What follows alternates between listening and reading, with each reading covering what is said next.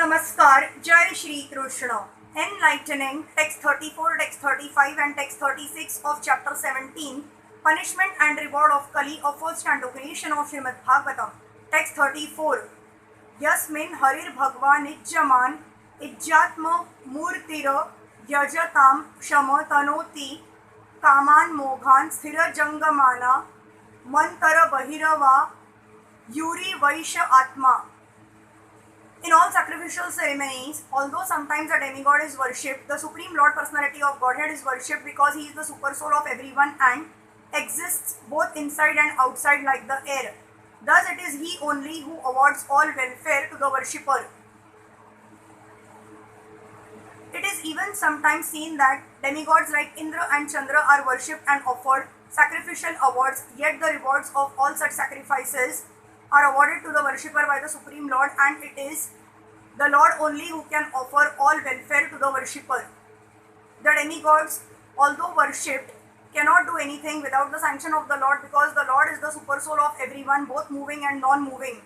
In Bhagavad Gita 9.23, the Lord himself confirms this in the following shlok. Ye api anya devta bhakta yajante shraddhayanvitaha te api mama eva kaunteya yajanti avidhi purvakam. Whatever a man may sacrifice to other gods, O son of Kunti, is really meant for me alone, but it is offered without true understanding. The fact is that the Supreme Lord is one without a second. There is no God other than the Lord himself. Thus, the Supreme Lord is eternally transcendental to the material creation. But there are many who worship the demigods like the sun, the moon and Indra, who are only material representatives of the Supreme Lord. The demigods are indirect, qualitative representations of the Supreme Lord. A learned scholar or devotee, however, knows who is who. Therefore, he directly worships the Supreme Lord and is not diverted by the material qualitative representations. Those who are not so learned worship such qualitative material representations, but their worship is unceremonious because it is irregular. Text 35. Suta Uvacha Parikshi Taivamadishtaha sa Kalirajata Vepathuha Ta Mudyata Sima Hedam Dandapani Mi Bodhyatam. Shri Suta Goswami said the personality of Kali, thus being ordered by Maharaj Parikshit, began to tremble in fear. Seeing the king before him like Yamraj, ready to kill him, Kali spoke to the king as follows. The king was ready to kill the personality of Kali at once as soon as he disobeyed his order. Otherwise, the king had no objection to allowing him to prolong his life. The personality of Kali also, after attempting to get rid of the punishment in various ways, decided that he must surrender unto him, and thus he began to tremble in fear of his life.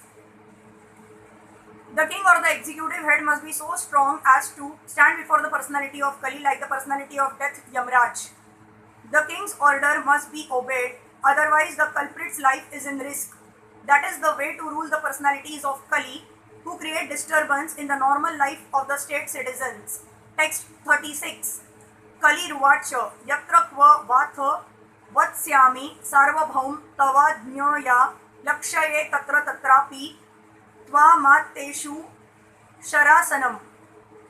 O your majesty, though I may live anywhere and everywhere under your order, I shall but see you with bows and arrows wherever I look.